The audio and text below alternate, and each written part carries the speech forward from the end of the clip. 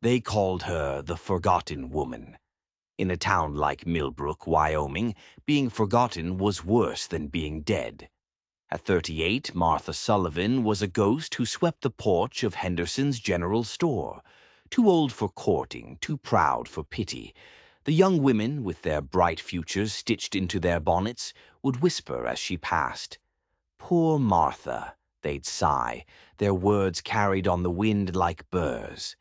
All those years with her sick mother, just dried up. Martha's hands, calloused and strong, would tighten on her broom. She knew what they said. She felt their eyes on her back, measuring her worthlessness. 15 years she'd been in this town, 15 years of watching her own life evaporate, while she tended to her mother's slow, agonizing decline. The Wyoming air, meant to heal, had instead been a thief. The bell on the store door jingled, a sound as constant as her own breathing. Mrs. Henderson, the town's self-appointed matriarch, waddled out, her face a mask of false concern. "Martha, dear, you'll sweep a hole right through the floorboards." Martha didn't look up. Her world was the dust and the splintered wood beneath her feet. "Keeps my hands busy," she mumbled. Through the window, a scene from another life played out. Sarah Whitmore, barely 22, was being fitted for a wedding gown. Radiant, untouched, everything Martha was not. Everything she would never be again. A life she had been promised, then denied. Mrs. Henderson cleared her throat, her voice dropping to a conspiratorial whisper. "There's talk, you know. That new rancher, Wade Garrett." Martha stopped sweeping. She knew this tone. It was the sound of a hook being baited. "He's looking for a wife." Martha felt a cold, familiar knot tighten in her stomach. "He's 45, Mrs. Henderson continued, ticking off the qualifications. "Largest spread this side of the mountains. A man like that will need sons to carry on the name." Finally, Martha looked up, her eyes hard as river stones. "And he'll want a young bride to give them to him," she cut in, her voice sharp enough to draw blood. "We both know that ship has sailed for me, Mrs. Henderson." The older woman recoiled, a flicker of irritation in her eyes. The hook had been refused. The rest of the day was a blur of the usual indignities, helping customers who looked through her, stacking shelves, enduring the polite cruelty that was her daily bread. When little Tommy Peterson tore into the store, soaked to the bone from a sudden downpour, it was Martha who wrapped him in a dry blanket. His mother just stood there, scolding him. "But it felt good, Miss Martha," the boy chirped, his eyes dancing. Like dancing." For the first time that day, the hardness in Martha's face softened. A ghost of a smile touched her lips. "Did it now?" she whispered. That evening, the sky bruised purple and black. The walk to her small cabin on the edge of town was a race against the storm. The first fat drops of rain splattered in the dust, kicking up the scent of dry earth and ozone. A scent that always made her heart hammer against her ribs. She should have hurried inside, barred the door, and hidden from the world as she always did. But tonight, something was different. Something inside her, a long dormant thing, rebelled. She stood in her small, meticulously kept garden as the heavens opened up. The rain wasn't cold. It was warm, a baptism, washing away the whispers and the pity. Her practical, ugly shoes suddenly felt like shackles. Without a second thought, she kicked them off. Then her stockings. Her bare feet sank into the cool, wet mud. The sensation was electric, a jolt that shot straight up her spine and into her soul. For the first time in 15 years, Martha Sullivan felt alive, and under the churning, violent sky, she began to dance. Wade Garrett had carved his empire out of rock and dirt with his bare hands. At 45, his face was a road map of hardship, but his body was as strong as the wild stallions he broke for a living. He was a man made of Wyoming itself, vast, quiet, and unforgiving. He'd never taken a wife because he'd never found a woman who didn't shrink from the sheer, brutal emptiness of the land he loved. Tonight, the storm he'd been watching build all afternoon finally unleashed its fury. He stood on his porch, a mug of coffee forgotten in his hand, watching the spectacle. Lightning tore the sky in two, illuminating the rolling hills that bled into the distant lights of Millbrook. And that's when he saw it. At first, it was just a flicker of movement, a trick of the rain and lightning, a shape in a small garden about a half-mile away. He squinted, his eyes sharp from years of scanning the horizon for predators. He raised the field glasses he always kept by the door. His breath hitched in his throat. What he saw wasn't possible. A woman. She wasn't running from the storm. She wasn't cowering. She was dancing in it. Her dark hair, freed from its pins, whipped around her like a black banner. Her simple dress was plastered to her body, but there was nothing scandalous about it. There was only freedom. She spun and leaped, her bare feet sending up splashes of muddy water, her face tilted to the heavens as if drinking the rain. Wade had seen sunrises that could make a man weep, and herds of wild mustangs that were the very soul of freedom. But he had never in all his life seen anything as beautiful or as raw as this. He felt like a trespasser, like he was looking into a private, sacred rite. He watched, mesmerized, as she moved with the thunder's percussion and the lightning's strobe. This wasn't a performance. She was utterly alone, lost in a world of her own making. Her movements spoke of a cage that had been broken, a spirit that had been chained, and was now, finally, running free. When a brilliant fork of lightning lit up her face, he saw she was no girl. There were lines etched around her eyes, a history in her features that made her beauty all the more profound. This was a woman who had known sorrow, who had been bent but not broken, and who still had enough fire left to dance in a goddamn thunderstorm. As the storm began to subside, her dance slowed. She stood for a long moment, arms outstretched, a silent statue in the fading rain. Then, as if waking from a trance, she seemed to remember herself. She glanced around nervously, snatched her shoes from the mud, and darted into a small, dark cabin. Wade stood on his porch long after she was gone, his coffee stone cold, his heart pounding a frantic rhythm against his ribs. He'd lived his whole life in a world of harsh realities, a world without magic. But what he had just seen, it was a miracle. He knew what the folks in town would call her. Crazy. A lonely spinster who'd finally cracked. They'd whisper and shake their heads and add it to their long list of her failings. But Wade Garrett saw something else entirely. He saw a soul on fire. And for the first time in his solitary life, he knew, with a certainty that shook him to his core, that he was looking at his future. But it wasn't a wife he was looking for. Not really. He was looking for a key, and he was damn sure he'd just found her. The next morning, the world was washed clean. Wade rode into Millbrook not with the hopeful heart of a suitor, but with the cold purpose of a hunter. His plan was simple. Get inside Henderson's general store, the nerve center of the town. The bell chimed his arrival, the sound of his spurs a sharp counterpoint on the worn floorboards. And there she was.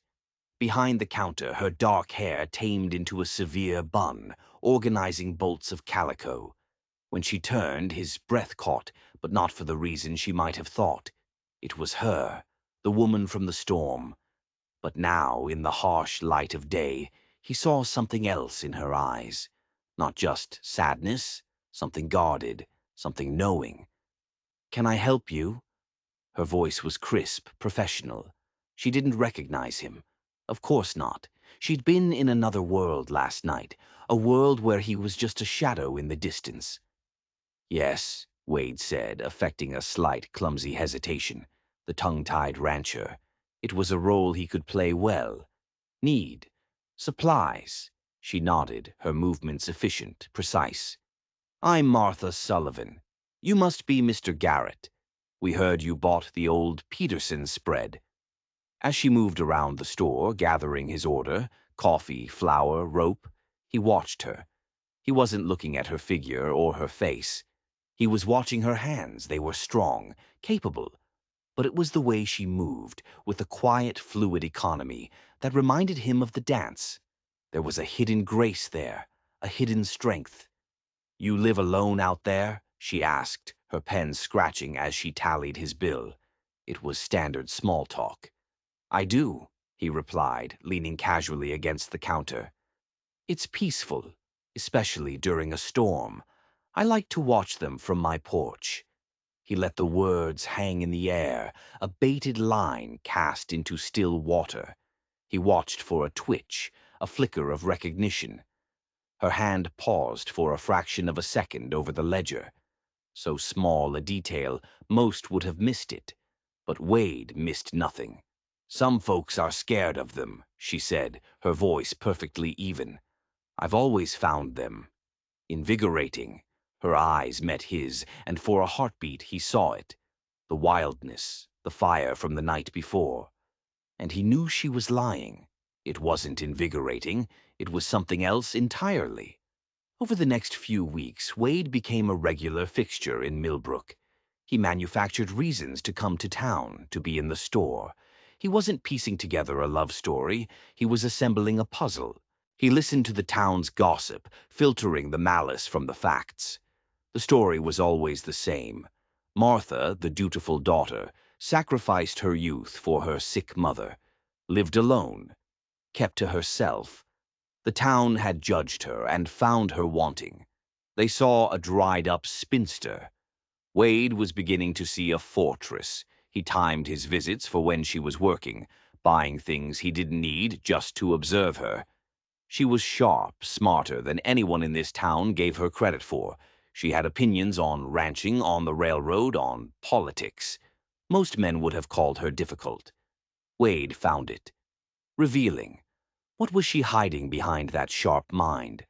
One afternoon, he was buying new work gloves. As she handed them to him, their fingers brushed. A spark of static, nothing more. But she recoiled as if she'd touched a hot stove. "Forgive me," she said, a faint blush coloring her cheeks. This was new, a crack in the facade. "Nothing to forgive," he said, his voice low and gentle. He held her gaze. "They are honest hands, working hands, nothing to be ashamed of." The surprise in her eyes was genuine. In a world that prized useless, soft-handed women, his words were an anomaly. He'd gotten under her skin. He knew it. That evening, as the sun bled across the horizon, he saw the telltale signs of another storm gathering in the west. He didn't feel anticipation. He felt the cold thrill of the hunt. He wasn't hoping she would dance. He was counting on it, because this time he wouldn't be watching from a distance. This time he was going to get answers. 3 weeks. 3 weeks of watching the sky, of studying weather patterns like a madman. Wade had spent every evening on his porch, his field glasses his only companion, waiting. When the clouds finally began to boil on the horizon, dark and menacing, his pulse quickened. This was it. The rain started as a whisper, then grew to a roar.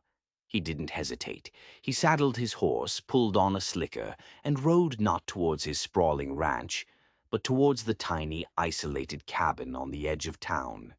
He had to know. Was the dance a one-time release? Or was it something more? A ritual? A pattern? He tethered his horse in a copse of trees, the sound lost in the storm's fury. He crept through the shadows, mud sucking at his boots, until he could see her garden. And he waited. She came out, just as before. She looked left, then right, a quick, furtive scan of her surroundings. Satisfied she was alone, she stepped into the deluge. She kicked off her shoes, and she began to move. But this time was different. Wade's blood ran cold. This wasn't the joyful, freeing dance he'd seen before. This was methodical, precise. She moved in a specific pattern, her bare feet tracing lines in the mud. A square, then a circle, then a cross. Over and over. It wasn't a dance, it was a measurement. It was a map. His mind raced. The old Peterson spread. The stories about the man who'd owned it before her. A recluse. Died suddenly. What was she doing? What had Peterson left behind? He couldn't wait any longer. He stepped out from the trees, moving slowly, deliberately. He saw the exact moment she sensed him. Her body went rigid. Her head snapped up, her eyes wide, not with embarrassment this time, but with pure animal fear. "Please," Wade said, his voice a low rumble beneath the thunder. "Don't stop." Her arms crossed over her chest, a futile shield. "You shouldn't be here," she hissed, her voice trembling. "This is private." Wade took another step closer, the rain dripping from the brim of his hat. "It's the most deliberate thing I've ever seen," he replied, his eyes never leaving hers. "A woman, marking a spot. What's buried here, Martha?" Her face went pale. The blood drained away, leaving her skin as white as bone. "You must think I'm crazy," she stammered, backing away. "A woman my age, out in the rain." Wade kept advancing. Like some wild, beautiful liar." He finished the sentence for her, his voice hard as granite. Her act crumbled. The fear in her eyes was replaced by something else. A cold, hard fury. "I've been watching you, Martha. I've been listening. The stories don't add up. Your mother's illness. The way you guard this worthless patch of dirt." He was in the garden now, standing just feet from her. "The dance isn't for joy, is it? It's a key. What does it unlock?" "You have no idea what you're talking about," she whispered, but there was no conviction in it. He could see the truth in the frantic beating of the pulse in her throat. He took another step, his shadow falling over her. "I'm 45 years old, Martha," he said, his voice dropping, becoming almost intimate.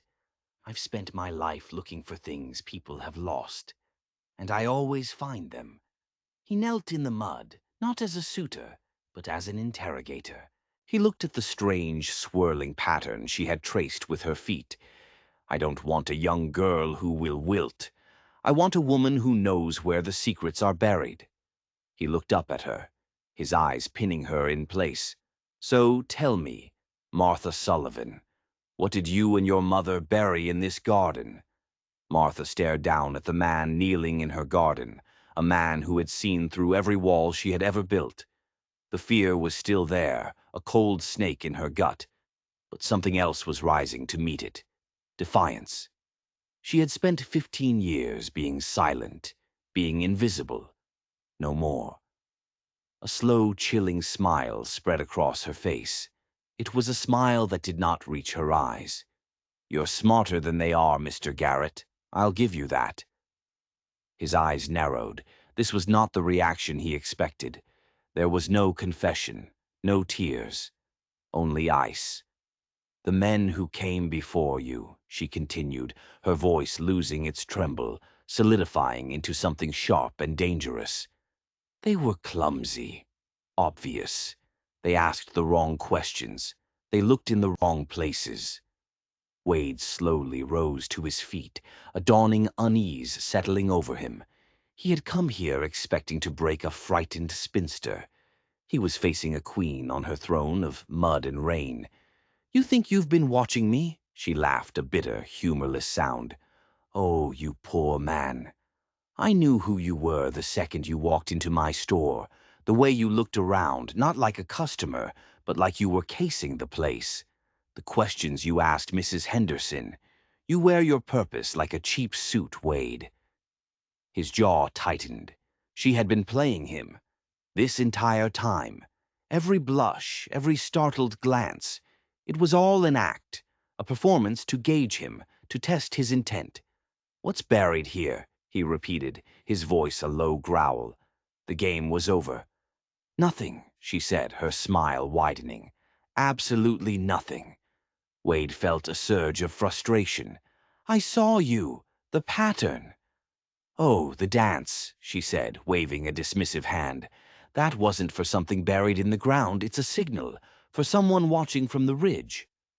Wade's head snapped up, his eyes scanning the dark, rain-swept hills that overlooked her cabin. Watching? Who was watching? My mother wasn't sick, Mr. Garrett, Martha said, her voice dropping, each word a carefully placed stone. She was hiding from men like you, men hired by the Petersons. The name hit him like a physical blow.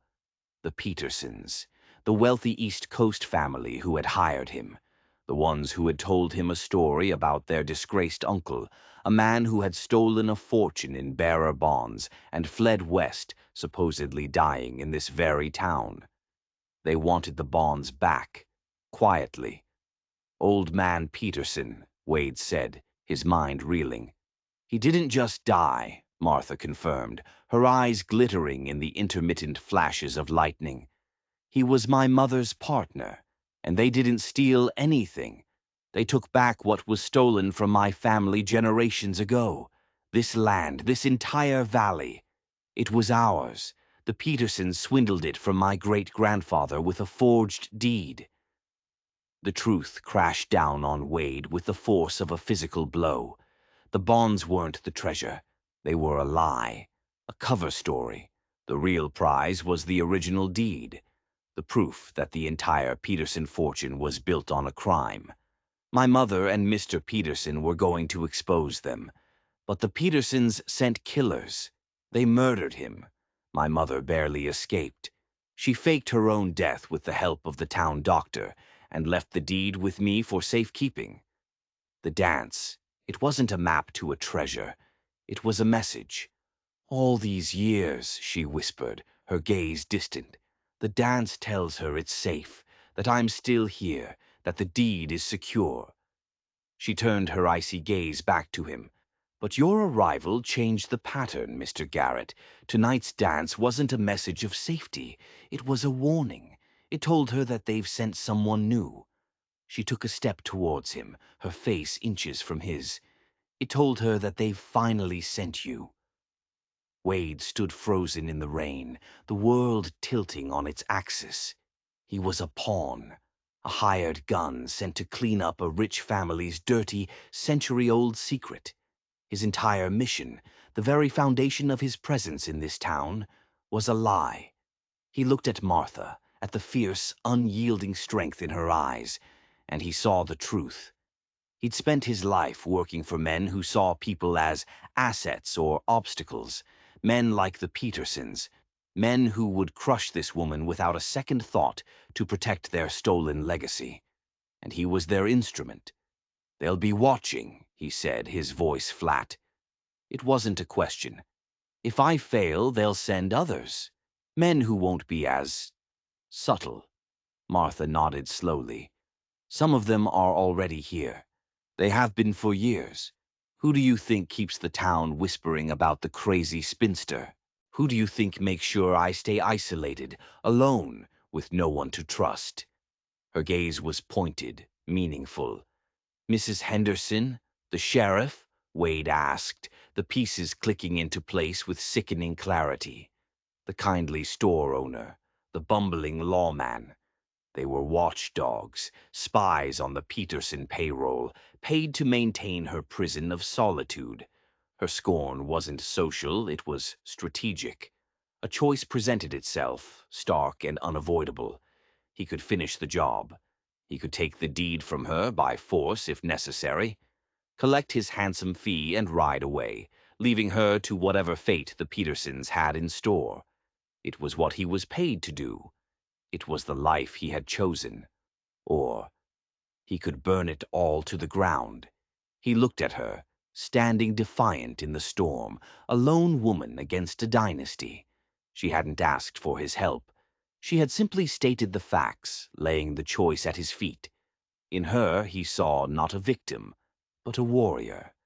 And for the first time in a long time, he felt the desire to fight for something more than a paycheck. They have a weakness, Wade said, his mind already working, shifting from hunter to strategist. Men like that always do. They're arrogant. They believe their money makes them invincible. They'll have a contingency plan, but they won't expect their own man to turn on them. A flicker of surprise, of cautious hope, entered Martha's eyes. "You would help me?" she asked, her voice barely a whisper. "The Petersons hired me to retrieve a stolen item and tie up a loose end," Wade said, a grim smile touching his lips. "I intend to do just that. The stolen item is your family's legacy, and the loose end is their entire criminal enterprise." The rain began to fall harder, a torrential downpour that seemed to wash away the past and signal a new beginning. They stood in the muddy garden, no longer adversaries, but allies bound by a common enemy. "They'll be expecting a report," Wade continued, his voice crisp and commanding. "I'll tell them I've located the bonds and that the spinster is close to breaking. I'll tell them I need to arrange a discreet transfer. That will buy us time." Martha listened, her expression shifting from defiance to focused intensity. The fortress had found its general. "And what about the watchers in town?" she asked. "The sheriff and Mrs. Henderson are problems," Wade conceded. "We have to neutralize them without tipping off their bosses. We need to turn their own game against them. Isolation, paranoia." The plan began to form in his mind, intricate and dangerous. "The next storm," he said, looking up at the raging sky. "That's when we move. They'll be expecting it. The storm provides cover. It's when you're most isolated. It's when they'll expect me to make my move." Martha nodded, understanding. "You want me to dance again?" "Yes," Wade said, "but you're going to dance a new dance. Not a warning, not a signal of safety, a signal of an ambush. It will be the last message you ever send your mother, because after this, she won't need to hide anymore." For the first time, a genuine smile touched Martha's lips. It was a smile of grim satisfaction.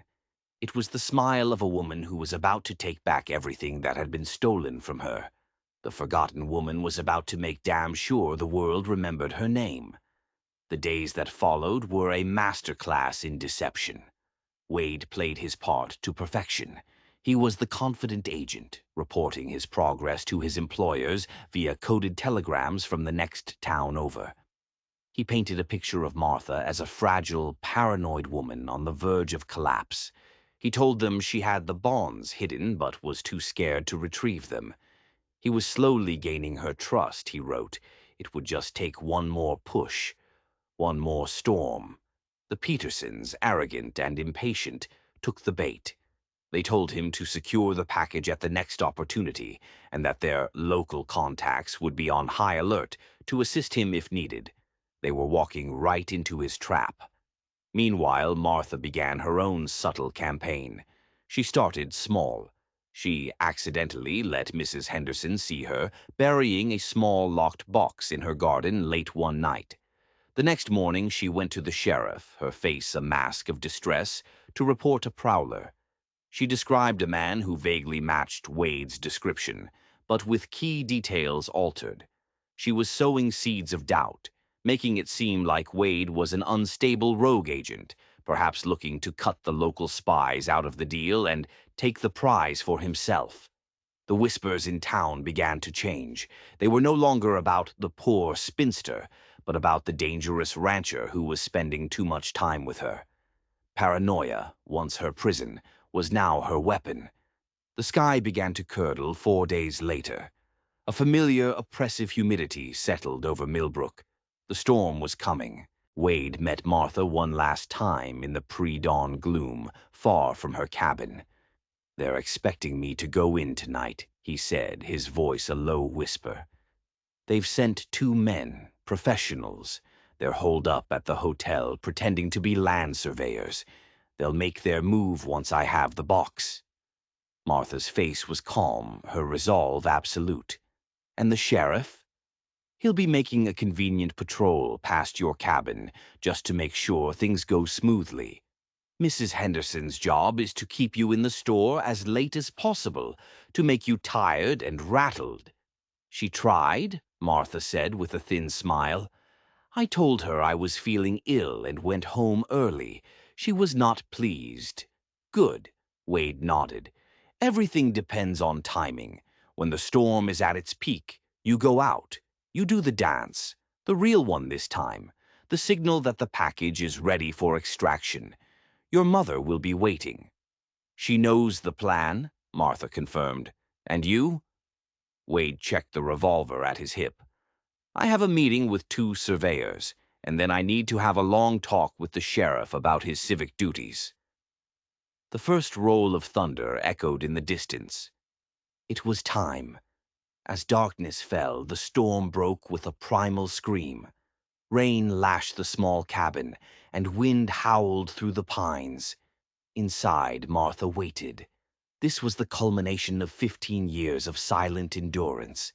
She felt no fear, only a cold, clear sense of purpose. When the lightning was at its most frequent, she opened the door and stepped out into the maelstrom. She took her place in the garden. She kicked off her shoes, and she began to dance. It was a dance of intricate patterns, a language known only to her and her mother.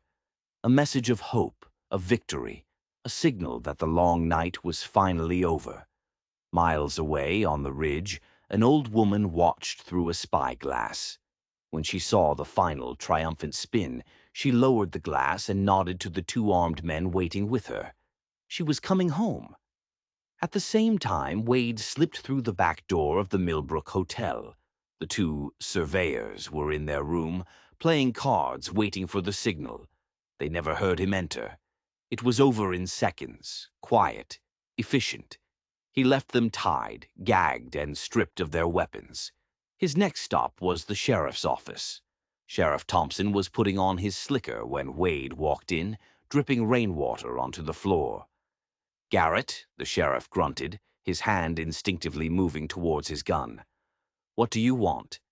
"I want to confess a crime," Wade said calmly.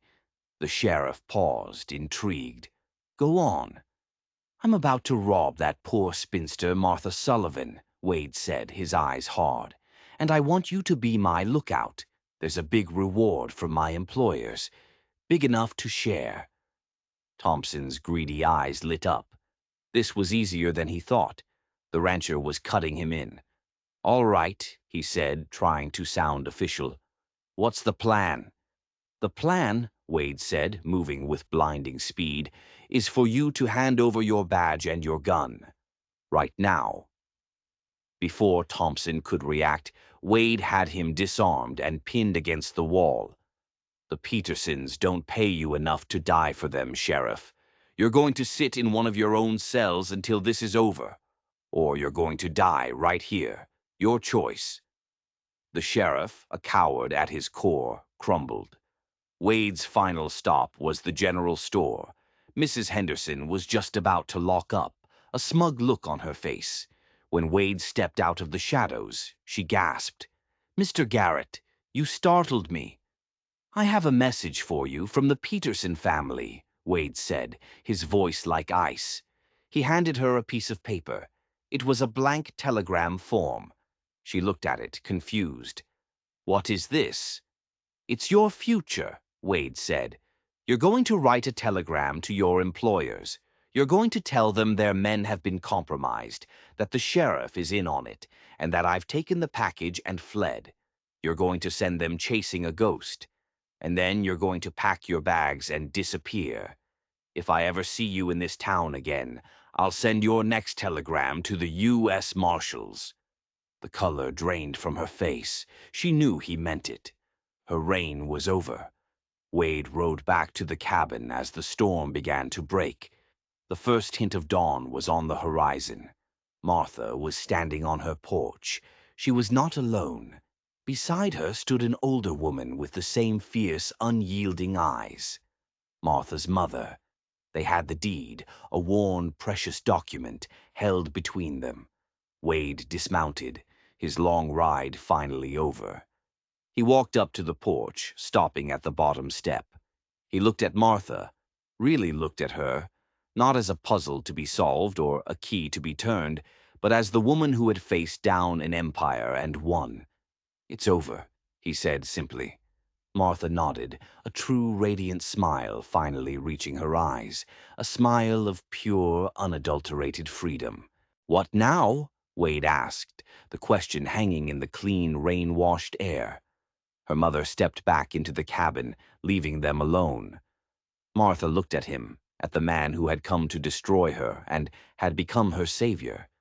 "Now," she said, her voice soft, "we dance."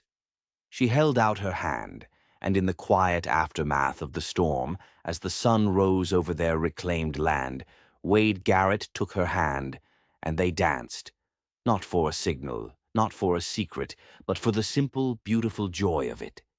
The town of Millbrook would wake up to a new world, one where the whispers had died, and the forgotten woman was finally free. Years passed, the town changed, faces came and went, but the story of Martha Sullivan and Wade Garrett became a quiet legend. They never married in the traditional sense, but they built a life together on that land, a partnership forged in storm and secrecy. Their ranch became a sanctuary for those the world had cast aside, the outcasts, the misfits, the people who, like them, had stories that didn't fit into neat little boxes. They proved that a legacy wasn't about bloodlines or sons to carry on a name. It was about the home you build, the justice you fight for, and the love you earn.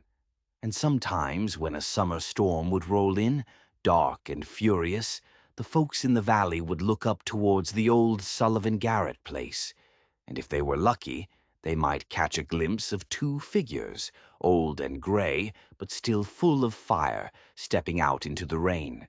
They would dance not with the frantic energy of their past, but with the slow, graceful rhythm of two souls who had found their peace in the heart of the tempest. They had found each other not when they were looking for love, but when they were fighting for their lives, and in doing so found something far more powerful. They found redemption. If their story teaches us anything, it's that the quietest people often have the loudest secrets, and the greatest storms can bring the most profound peace. If you enjoyed this story, don't forget to like and subscribe for more tales of the unexpected.